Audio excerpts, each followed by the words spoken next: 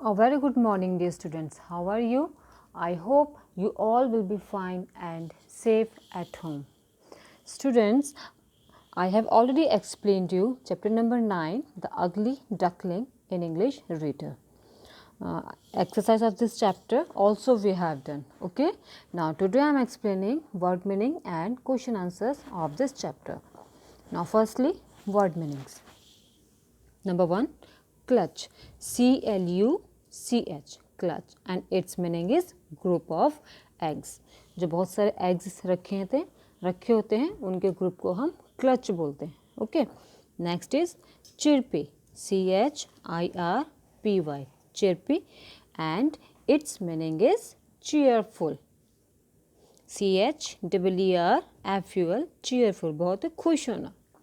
Recall, and its meaning is remember, याद करना.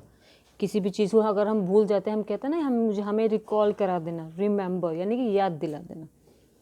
Clumsy, CLUMSY, clumsy, and its meaning is awkward, अजीब सा दिखना, अजीब लगना. Scorn, SCORN, scorn, and its meaning is insult, बेइज्जती करना. Number 6 is stray, STRAY, stray, and its meaning is animal without a home. जिस एनिमल का कोई घर नहीं होता उसे हम stray कहते हैं. hutch, HUTCH, hutch, and its meaning is cage. cage means पिंजरा, पिंजरे को हम hutch बोलते हैं. Number 8 is ring, and its meaning is twist and break, मोड़ना और तोड़ना, मोड़ के तोड़ देना, उसे हम कहते हैं ring. Grumbling, and its meaning is complaining, शिकायत करना. प्लम्प, फैट, मोटा. अजर, ओपन, खोलना. रीड्स, वाटर प्लांट्स, पानी में एक घास उगती है, वाटर प्लांट यानी कि पानी में उगने वाला प्लांट. एक प्लांट होता है घास से, उसको हम रीड्स बोलते हैं. Exhausted, tired, थकना.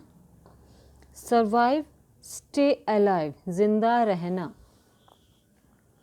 GNAW, नौ. स्मॉल बाइट, छोटे छोटे टुकड़े. एस्टॉन्डेड, ग्रेटली सरप्राइज, एकदम से बहुत ही अचंभित होना. मेजेस्टिकली, ग्रैंडली, मीन्स बहुत बड़ा.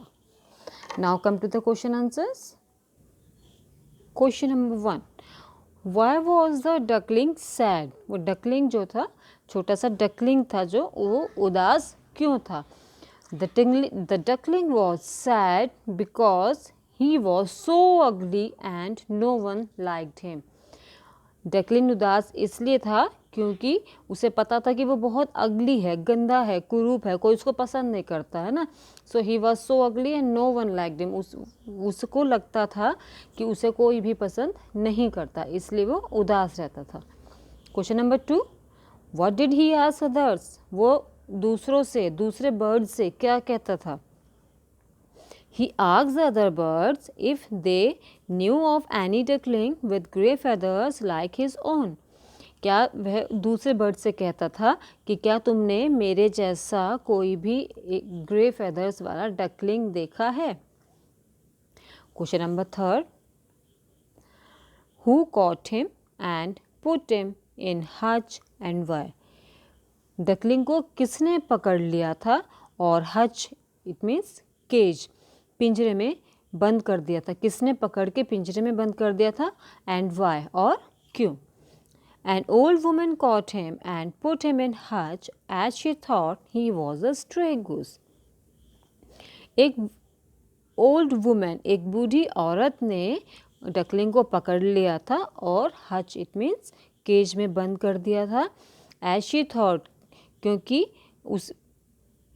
उसने सोचा ही वॉज अ स्ट्रे गूज, क्योंकि उसने सोचा कि स्ट्रे गूज मीन्स ये डक, इस डक का कोई भी घर नहीं है, इसलिए उसने उसको पकड़ के अपने पास रख लिया था उसको. Question number 4, who gave it a lot of care. उसकी बहुत सारी केयर किसने की थी, किसने उसको केयर की थी, किसने उसको संभाला था. A farmer and his children gave it a lot of care. एक फार्मर ने और उसके बच्चों ने उसकी बहुत ही देखभाल की थी, उसकी केयर की थी. So students, I hope you understood very clearly. Do these exercise, do these word meanings and question answers in your notebook and learn it also. Okay. So good day and goodbye.